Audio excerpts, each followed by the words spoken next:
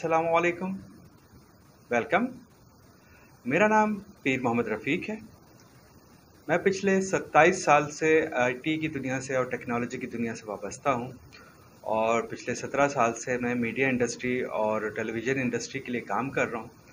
اور میرا ڈپارٹمنٹ جو ہے وہ آئی ٹی اور ٹیلی کام ہے اور براڈ کاسٹنگ ہے۔ پچھلے 17 سال میں اور 27 سال میں نے بہت ساری چیزیں سیکھیں، آئی ٹی سے متعلق، براڈ کاسٹنگ سے متعلق اور ٹیلی کام سے متعلق۔ میں چاہتا ہوں کہ جو چیزیں مجھے آتی ہیں وہ میں دوسرے لوگوں کے ساتھ شیئر کروں اور ان کو سکھاؤں، اور اس چیز کو آسان کرنے کے لیے میں اس کو اردو زبان کے اندر جو ہے وہ پیش کرنا چاہتا ہوں۔ تو میں نے بہت سارے کورسز بنائے ہیں، ان میں سے آج جو کورس میں بنا رہا ہوں اس کا نام ہے آرٹیفیشل انٹیلیجنس۔